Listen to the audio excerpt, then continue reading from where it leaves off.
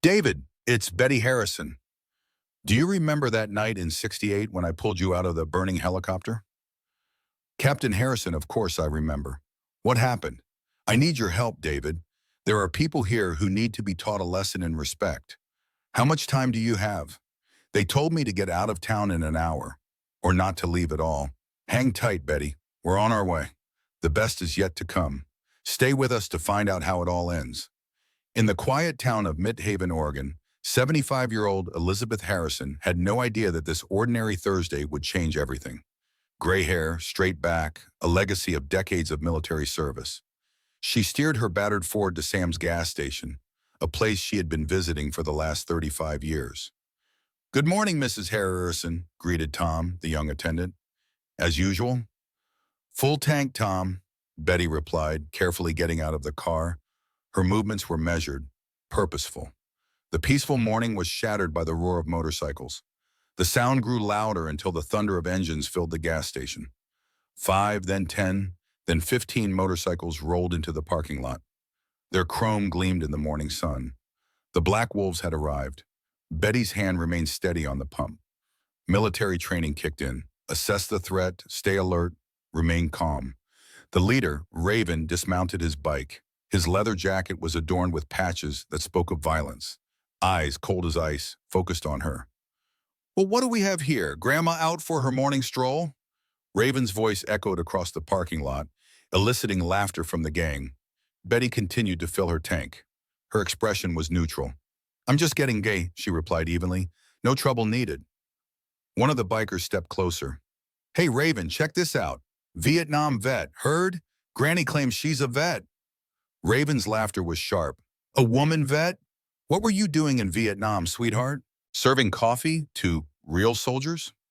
The words struck deep, but Betty did not flinch. They had no idea about the countless nights she spent in evacuation helicopters, about the hundreds of soldiers she saved. "I served my country," she said simply, putting the pump away. Raven stepped closer. "Served your country? The only thing you served was dinner." The gang surrounded her car. Tom disappeared inside the station, calling the police. Betty knew they wouldn't arrive in time. "You should move along," Raven continued, his voice dropping to a threatening growl. "Midhaven belongs to the Black Wolves now." Betty straightened. Her eyes met Raven's without a tremor. "Young man, I've faced things that would make your gang run home to mommy crying. Now, if you'll excuse me, I have a meeting." She moved to open the door, but the thug slammed it shut. Betty's heartbeat did not waver. "Maybe you misunderstood me?" Raven leaned in close. "This is our town now, and in our town, you show respect." "Respect is earned, kid," Betty replied. "And so far, all I see are boys playing at being men." Raven's face twisted. His hand grabbed Betty. "Want to learn about respect? We'll teach you all about respect." Raven's fingers dug into her hand.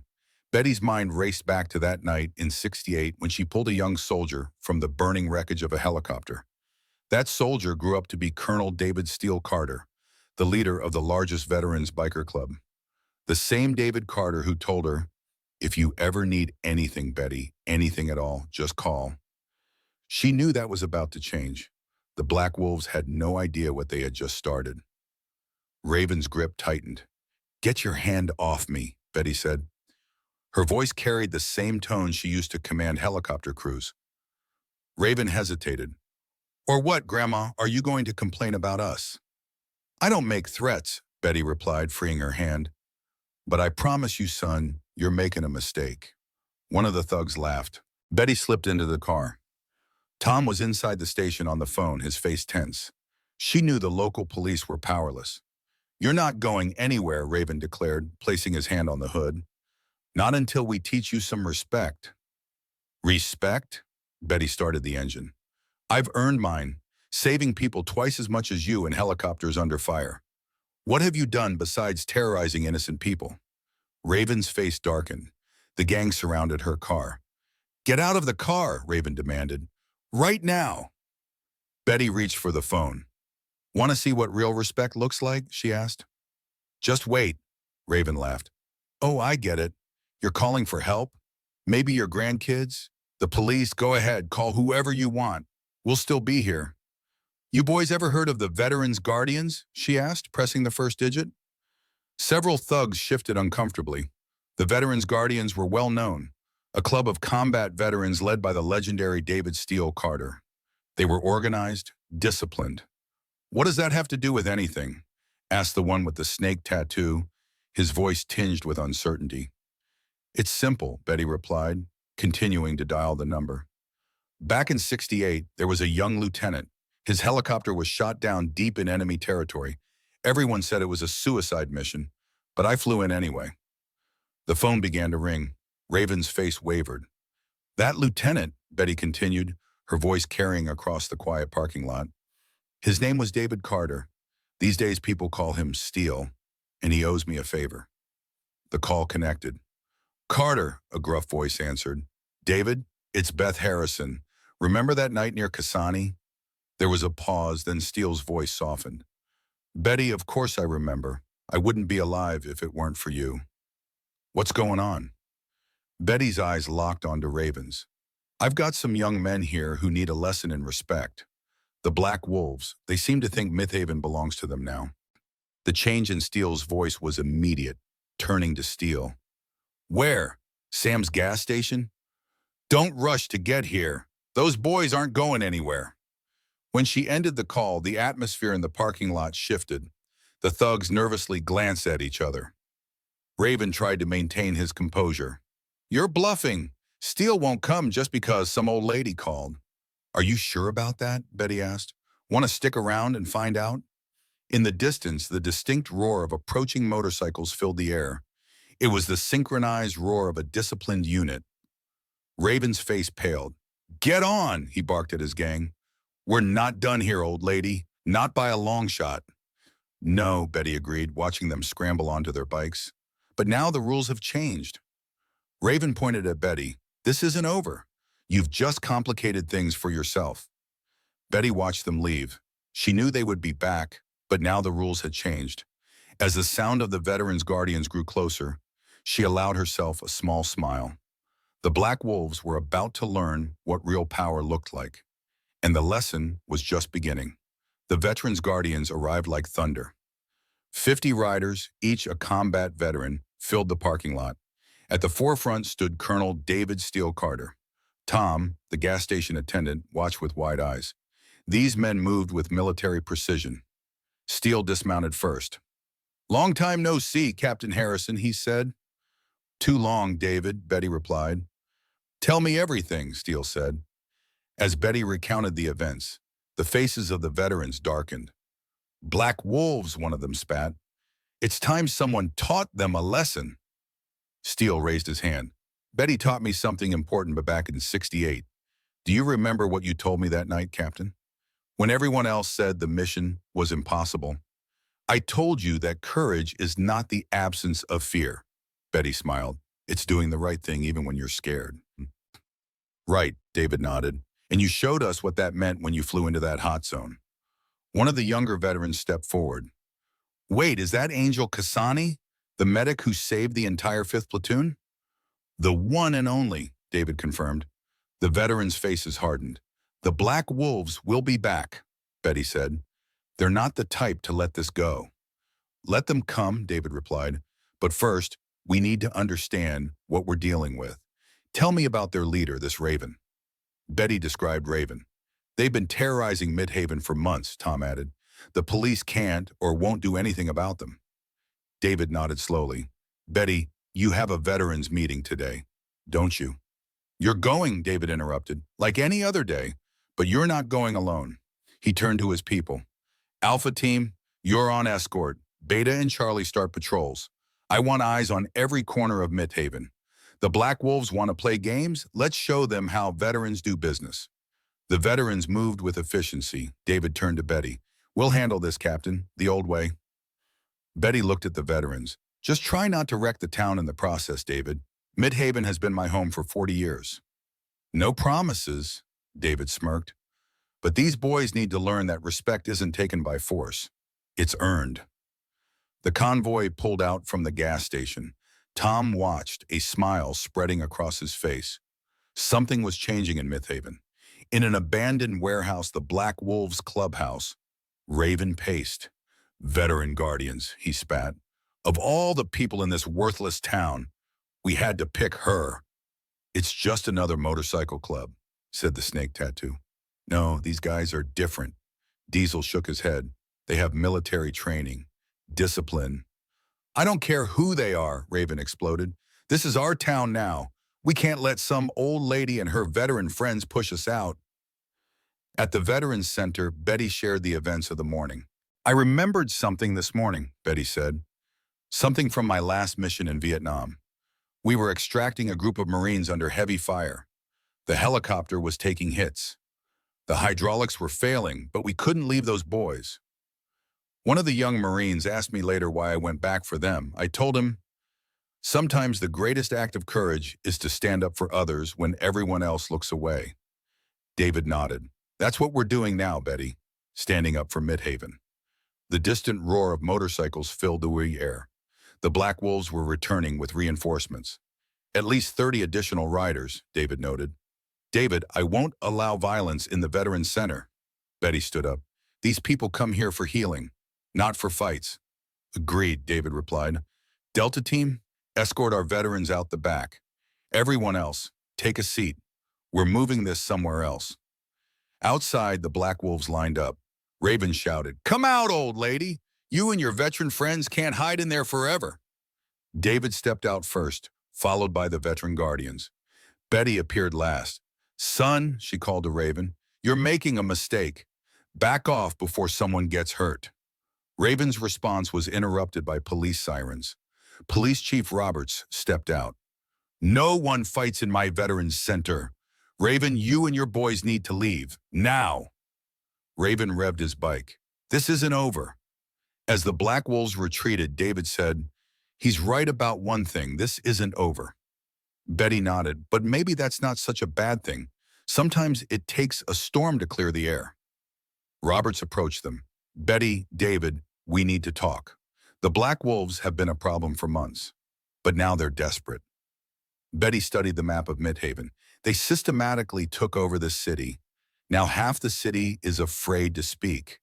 We are looking at 75 riders in total. They have established a presence along every major route. They are not just terrorizing the city, they are controlling it. We have intelligence suggesting they are getting into drug trafficking. No more, David darkened. Calm down, David, Betty warned. We need to be smarter than them. Tell me, Chief, why didn't you act against them earlier? Politics, Roberts replied bitterly. Plus, we have reason to believe someone in the mayor's office is on their payroll. In the Black Wolves warehouse, Raven was holding his war council. The Veterans Guards are different, warned a rider. They have military training, discipline. I don't care who they are, Raven slammed his fist. This is our city now. We can't let some old lady and her veteran friends push us out. Back at the Veterans Center, Sarah Chen joined them. We need to understand what we are really fighting for, Betty said. This isn't about territory or pride. It's about the soul of Midhaven. The Black Wolves are not just threatening our safety. They are threatening our way of life. How do we fight them without turning Midhaven into a war zone? David asked. Just like I fought in Vietnam, Betty replied, with precision, intelligence, and by choosing our battles wisely. We start with the businesses they are extorting. The Veterans Guards provide protection. Meanwhile, we gather evidence of their drug operation. Are they going to lie down and take it? Sarah warned. No, Betty agreed. That's exactly what we are counting on. When people get angry, they become reckless. David grimly smiled. Lure them in, make them commit their forces, then hit them where they are weak. Exactly, Betty nodded. But this time we are not fighting with bullets. We are fighting for hearts and minds. This could work, but it's risky, Roberts said thoughtfully. The Black Wolves will retaliate.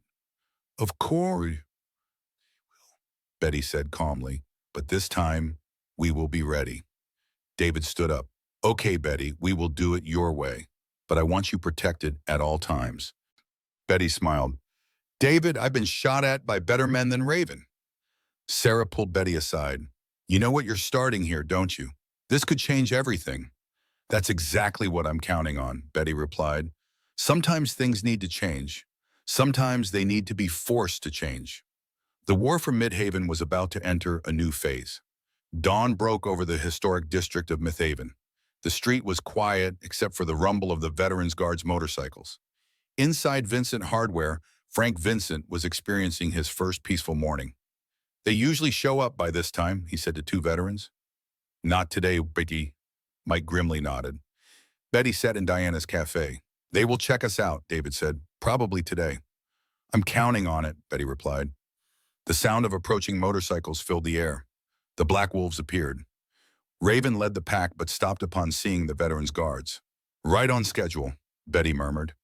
Raven revved his engine and dismounted, walking toward Vincent Hardware. Two veterans stepped forward to meet him. This is private property, Mike said calmly. Mr. Vincent is no longer interested in your kind of protection. Is that true? Raven growled. Frank Vincent stepped out of the store. You heard them, Raven. We don't need your protection. Raven's hand jerked toward his jacket, but he froze upon seeing the Veterans Guards. This isn't over, old man, Raven spat at Frank. He turned his eyes to Betty. Did you do this? You think you can just come in and turn everyone against us? Betty slowly stood up, stepping out of the cafe. What exactly have you built, kid? Her voice was firm. Fear, intimidation. This isn't building. It's destruction. Other business owners stepped out of their stores. You don't understand anything. Raven's voice trembled. This city was dead before we came. We made him strong. No, Betty replied. You made him scared. There's a difference. She gestured at the veterans. These men and women know what real strength is. Respect isn't taken by force. It's earned through actions. Raven's face contorted. He stepped toward Betty, but David and three other veterans blocked him. Think carefully about your next move, son. David's voice was soft, but carried the edge of steel. Raven retreated. This is our city. Want a war? You've got one. The Black Wolves tore away. Surprisingly, someone started clapping. Others joined in. Frank Vincent approached Betty, tears in his eyes. Thank you. We were scared. You don't have to be scared anymore, Betty assured him. But this isn't over. Raven will be back. David joined them. We won the first battle. But you're right, this is just the beginning. Let him try, Betty replied. Every move he makes now just shows Midhaven who he really is and who we really are. Sarah Chen arrived. The Black Wolves are gathering in their warehouse, calling for more reinforcements. Good, let them come, Betty nodded. The more forces they put in, the more vulnerable they become. She turned to the gathered crowd. Today, we showed them that Midhaven is no longer afraid, but tomorrow they will try to remind us why we should be. We need to be ready. Night fell over Midhaven. The veteran guards maintained patrols. Tension was rising 3 days after the confrontation. Betty sat in the living room scrolling through messages. Movement at the warehouse. Sarah's voice came through. A large group is heading out. At least 30 bikes. All units hold positions, David replied. Silence shattered with the sound of breaking glass. Fire at Vincent Hardware. Several intruders moving fast. Another message. Molotov cocktail at Diana's cafe. They're hitting multiple targets. All units converge on the city center. David's voice remained firm. Betty was already moving. Sarah, you're their main target. You need to stay safe. Those are my friends out there, Betty replied. I started this. I won't hide while they suffer for it. The radio crackled. Pete's auto shop is on fire! Sarah and Betty exchanged a glance. This wasn't random violence. Let me through, Betty demanded. Sarah didn't argue. The center of Midhaven had become a battlefield. The Black Wolves struck quickly. Fire trucks were already on the scene. They knew exactly when to hit, David said. Your mole in City Hall, Betty nodded grimly. They're trying to show the city what happens when people resist. This is just the beginning, David warned. A new voice cut through the radio. They're in the Veterans Center, several hostile, armed. Betty's blood ran cold. This crosses the line, David growled. Wait, Betty called. This is what they want, to draw our forces thin. It's not about property damage. Raven is trying to break our spirit. Frank Vincent stepped forward. What do we do then? Just let them burn our city? No, Betty replied. We show them that fire strengthens steel. It doesn't destroy it. She looked at the crowd. Raven thinks he can break us by breaking our things. But Mythhaven isn't about buildings, it's about people. And people, when they stand together, are stronger than any gang. More townspeople began to arrive, bringing water, supplies. Sarah, Betty turned, contact every business owner. Tell them we're calling an emergency meeting tomorrow morning. It's time Mythhaven showed Raven what real strength is. David nodded. Are you thinking about Operation Thunderclap? Something like that, Betty smiled. But this time we're fighting not just for territory, we're fighting for home. The fires continued to burn, but they illuminated more than just destruction. They showed neighbors helping neighbors. The Black Wolves wanted to break the spirit of Mythhaven. Instead, they forged it stronger. As dawn approached, Betty stood before the damaged Veterans Center. She knew that Raven had made a critical mistake. The war for Mythhaven was entering a new phase. The community center was packed by dawn. Last night, the Black Wolves showed us what they think power is, Betty began. Today, we show them what real power is. Frank Vincent stood up. How? They have the numbers, the weapons, and someone in City Hall feeding them information. That's exactly why we're going to win, Betty replied. True power isn't about how much damage you can inflict. It's about how much you can endure and still keep fighting. David stepped forward. We have ownership of the old factory on Riverside Street. Starting this morning, it will be our new headquarters. The factory sat at a strategic intersection.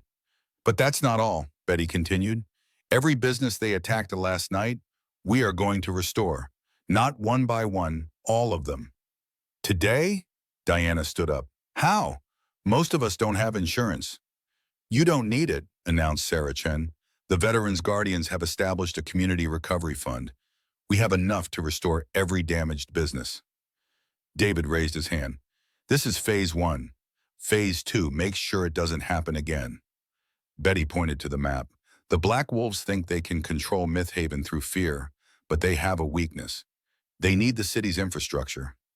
Starting today, every business in Mythhaven can operate under new safety rules. Members of the Veterans Guardians will train your staff. We will help install panic buttons, surveillance systems. What about their inside source? Someone shouted. The mole in City Hall has already been dealt with, Robert spoke up. We fed them false patrol routes. A spark of hope began to spread. Here's what happens next, Betty continued. Every business they attacked will reopen at sunset. We work together. Frank Vincent stood up. My shop was hit pretty hard. Sunset is pretty soon. You will have help, David assured him. Half of the Veterans Guardians are skilled tradespeople. Sarah stepped forward. We divided the city into sectors. Everything is organized. All we need now is you. The room was quiet. Then Diana stood up. So what are we waiting for? My cafe isn't going to restore itself. The meeting turned into an organizational session. Outside, the sound of construction had already begun. You know, Raven won't take this lying down, David said. I'm counting on it, Betty replied. But this time when he strikes, he won't be hitting isolated targets. He'll be facing a united front. Sarah approached. We have the Black Wolves watching from the edges of the city. They see everything. Good, Betty nodded. Let them watch. By midday, Vincent Hardware had a new roof. Diana's cafe was serving free coffee. The damage to the Veterans Center had been repaired. Betty stood outside. The Black Wolves had tried to burn the spirit of Mythhaven. Instead, they ignited something else. The war was far from over, but the rules had changed. The Black Wolves' warehouse vibrated with tension. They've restored everything, the snake tattoo said incredulously. In one day. Not everything, Raven growled. They've done more than just restore. The video feed showed the changes. New cameras, reinforced doors, tactical training. They're organized, Diesel quietly noted. Military precision. Raven threw a bottle. That old woman, she's not just fighting back. She's changing the whole game. The warehouse door opened. Clerk Mary hurried inside. We have big problems, he announced. The Veterans Guardians have filed for official security contracts with 20 major businesses. They're going legal. They're taking our protection racket. What about police patrols? Raven's face darkened. They fed me bad information. The clerk shook his head. At the Veterans Guardian's headquarters, Betty was reviewing the security channels. They're getting desperate, David noted. They've lost income, lost their intelligence network. Desperate people are dangerous people, Betty replied. Raven is too proud to back down. He'll try something big. Sarah entered with a tablet. You were right about following the money. The Black Wolves are involved in more than just protection rackets. They have drug supply lines running through 3 states. That's federal territory, Roberts commented. The DEA will be very interested. Not yet, Betty said. We need to let them think they still have that option. The radio crackled. Several vehicles are entering the city of Ciavis from the north. They're not bikes, heavy trucks, at least 4 of them. David moved to the window. Looks like Raven has called in supplier connections. These aren't local boys. Betty watched the trucks. Involvement of the cartel, probably, Sarah confirmed. If they lose Midhaven, they lose everything. Everything has changed, Betty concluded. This is bigger than just our town. Raven has brought in players who won't care about collateral damage. The trucks is split up. They're creating new safe houses, David noted. No, Betty corrected. They're surrounding us, creating a perimeter. They're preparing for war. Roberts checked his weapon. Should I call the state police? Not yet, Betty insisted. We need to handle this our way first. She approached the map. Raven is trying to show us he has powerful friends, but he also showed us something else. He's scared. What's our play? David asked. We let them think they have the advantage, Betty replied. In the meantime, we gather evidence, track their movements. Sarah nodded, like tracking the Viet Cong supply line.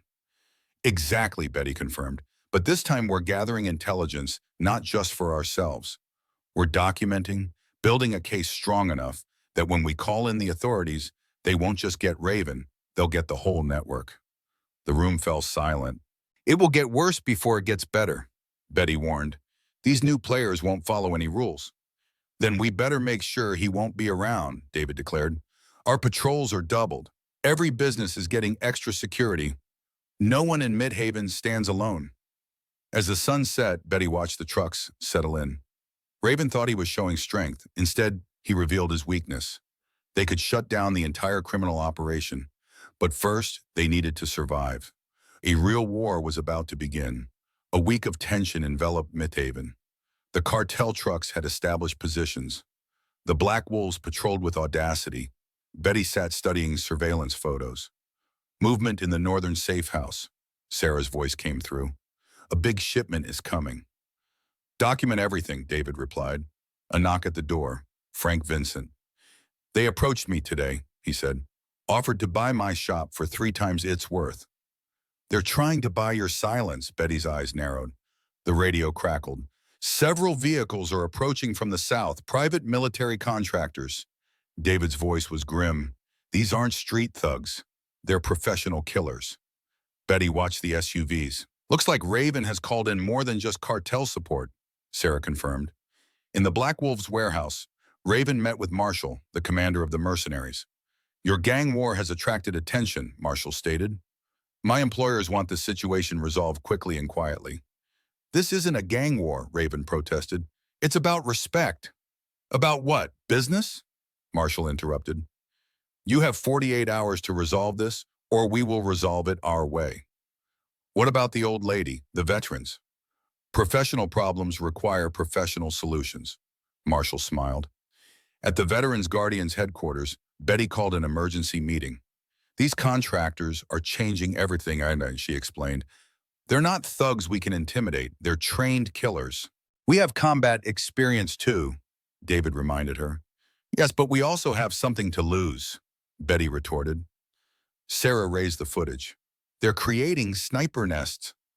Then we respond in kind, David declared. Betty shook her head. That's exactly what they want. Escalation. Innocent people get caught in the crossfire. So what's the play? Roberts asked. Betty approached the map. We let them think they have the advantage. Meanwhile, we prepare for their real target. Me. The room fell silent. I propose we give him what he wants, Betty confirmed.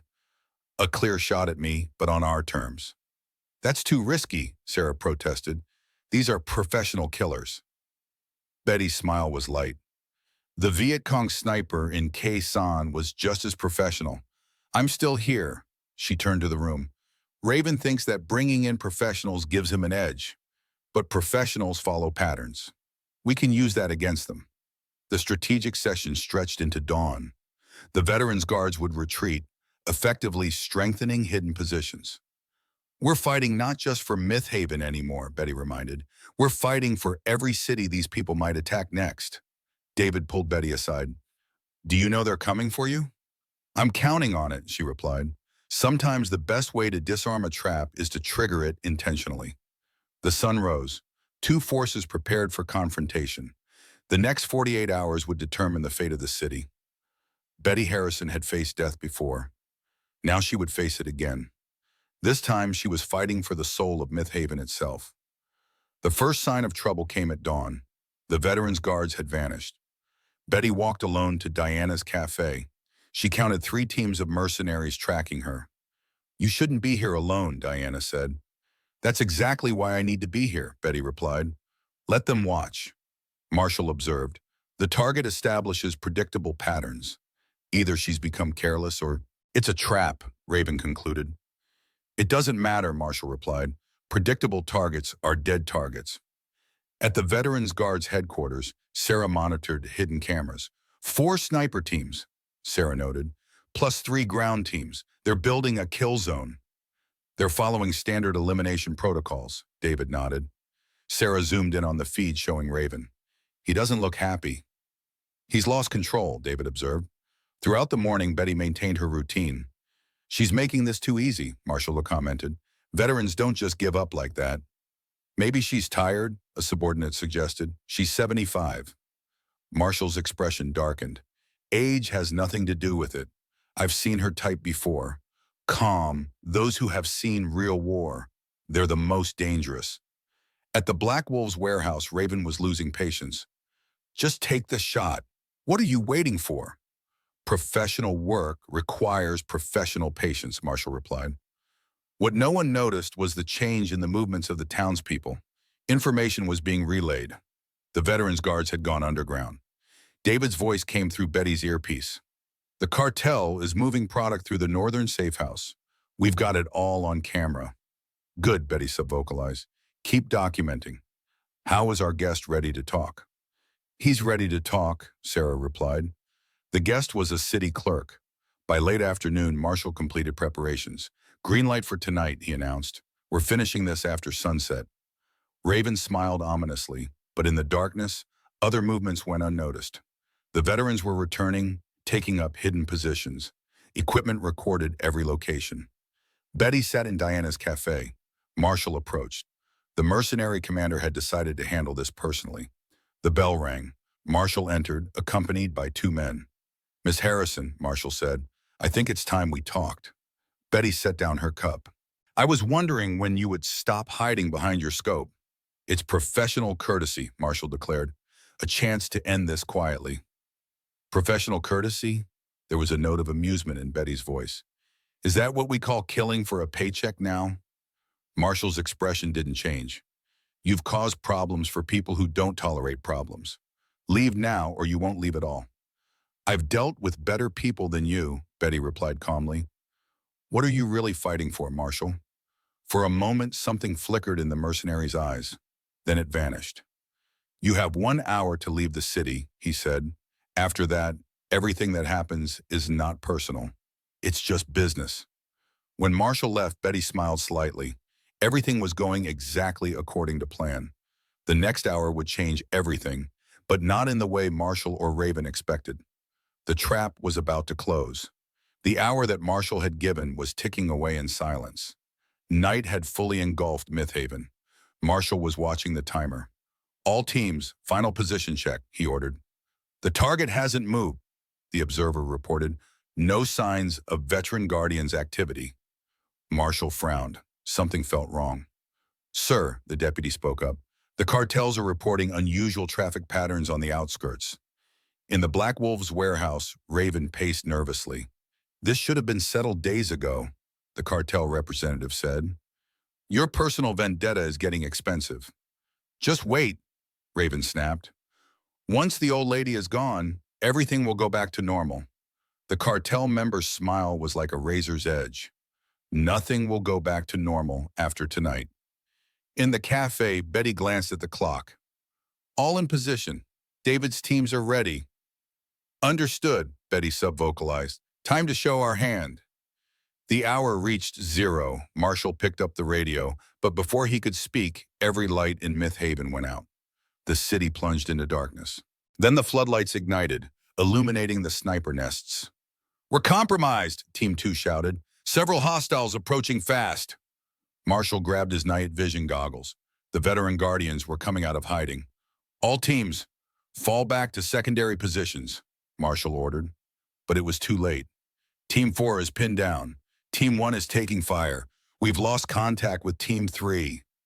In the cafe, Betty stood up calmly. Diana and the other patrons revealed themselves as veteran guardians. Betty spoke into the radio. I think we need to talk again about professional courtesy. Outside, the sound of helicopters filled the air. DEA aircraft were moving into position. The cartel's safe houses were surrounded by federal agents. Did you plan this? Marshall's voice came through the radio. Patterns? Predictability? Was all of this a setup? Of course it was, Betty replied. Did you really think a Vietnam veteran would be that careless? Marshall's SUV turned the corner, but the way was blocked. You have two choices, Marshall, Betty informed him. Surrender now or try to break through against people who have spent their lives perfecting the art of war. Silence. Then Marshall's voice. Stop! All units! The mercenaries surrendered, but it wasn't over yet. Raven and his Black Wolves were still unaccounted for. The night was about to get even darker. Raven stood in the Black Wolves' warehouse, watching his world crumble. This is the end, Diesel said quietly. We need to surrender. The end? Raven's laughter held a hint of madness. Does that old lady think she won? She hasn't seen what I'm truly capable of. He headed for the storeroom, entering the code. The door swung open, revealing explosives. Boss? The snake tattoo backed away. This is going too far. We're bikers, not terrorists. We are what I say we are, Raven shouted, loading the explosives into the van. If I can't have Myth Haven, then neither can it. At the Veterans Guardians headquarters, Tara's voice crackled with urgency. Betty, we have movement at the warehouse. Thermal images show they are loading something into vehicles. Military-grade explosives. Betty's mind raced. This was about destruction. All units, she commanded. Raven has gone rogue. We need to stop him before he reaches any populated areas. The veteran guardians mobilized. You're not going out there? David protested. Hell no, I'm not, she replied. This started with me, and I'm going to finish it. The Black Wolves burst out of the warehouse. Raven led the attack. You should have left me alone, old woman. Raven's laughter crackled over the radio. Now everyone will see what real power looks like. Betty sharply turned down an alley. Sarah, she called. Remember that construction site on Maple Street? Get a unit to run ahead of Raven. Make him turn east on 3rd. The construction site is a dead end. David's voice came through. Exactly, Betty replied. The veteran guardians moved into position. Raven didn't realize he was being maneuvered. The convoy crashed into the construction site, trapped. Concrete barriers blocked every exit. Raven jumped off his bike, pulling out the detonator. Back off, he shouted. One click, and this whole place goes up. Betty's Ford stopped. She got out. Is this what you wanted, Raven? She called. To prove you're the most dangerous man in Myth Haven? You've proven you're willing to kill innocent people to satisfy your ego. Shut up, Raven yelled. You did this. You turned everyone against me. No, Betty replied, stepping forward. You did this yourself. Every time you chose fear over respect. The remaining Black Wolves looked uncertain. One more step. And I'll do it, Raven threatened. I'll take us all out. Betty kept walking. No, you won't, because deep down you're still that scared little boy. Real power isn't about who you can hurt, Raven. It's about who you can protect. For a moment, something flickered in Raven's eyes. Then his finger tensed. But before he could press it, a shot rang out. Diesel, his oldest friend, made his choice. The bullet hit Raven's hand, sending the detonator flying. The last stand of the Black Wolves ended not with an explosion, but with the click of handcuffs and the quiet cease of a broken man.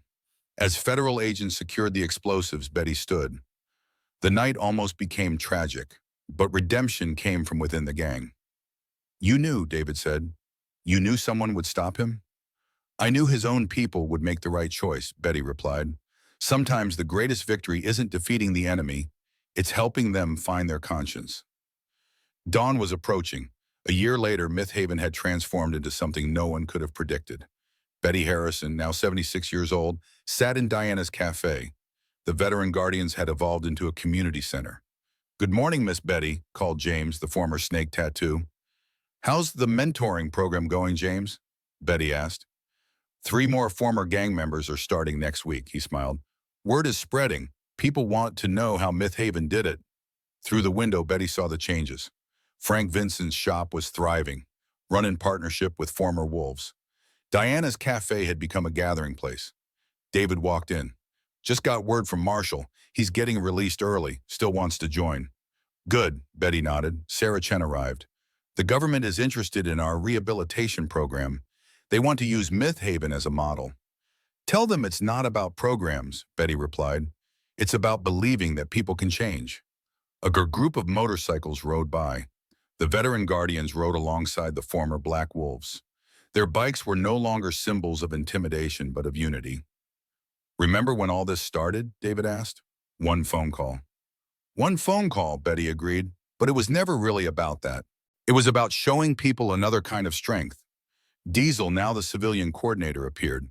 "They are ready for you at the ceremony, Betty." The ceremony was held in the town square, where a new memorial was being dedicated. The crowd represented every aspect of Myth Haven. As Betty approached the podium, she looked at the faces. The memorial bore a simple inscription: "Strength through unity, peace through understanding." "A year ago," she began, "Myth Haven stood at a crossroads. We could have chosen revenge. Instead, we chose something harder. We chose to believe in the power of change." A lone motorcycle approached, Raven's younger brother. He had written to Betty from prison, asking if Myth Haven's second chances extended to family. Her response was simple: "Come home. We will help you find your way." "We built something here that is stronger than fear," Betty continued. "Something that cannot be broken because it is based not on power over others, but on power with them. This is the true legacy of Myth Haven." Applause followed. Later, as the sunset painted the sky, Betty sat on the porch with David and Sarah. The sound of motorcycles no longer brought tension. "You know," David reflected, "when you made that first call, I thought we were just going to chase off some troublemakers." "I thought the same," Betty admitted. "But sometimes the best victories are the ones you never planned." A group of children rode past in bicycles. They were followed by an escort of veteran guardians. "The town calls this the miracle of Myth Haven," Sarah mentioned. "But it wasn't really a miracle, was it?" "No," Betty smiled. "It was just people discovering their best selves. Sometimes they just need someone who believes they can." It was a true triumph in Myth Haven, not the defeat of an enemy, but the transformation of one. One phone call started it all, but it was love, courage, and faith in the power of change that finished it. And in the end, that made all the difference. As the stars appeared, Betty knew that the town would continue to grow, continue to change, continue to prove that even in the darkest times, there is always hope for redemption. And sometimes all it takes is one person brave enough to make a call. On that quiet evening, Betty Harrison realized the most important truth. She proved that an 80-year-old woman with a brave heart and faith in human kindness can change the world, and that love is always stronger than fear. As the last ray of sunlight disappeared beyond the horizon, Betty closed her eyes and smiled.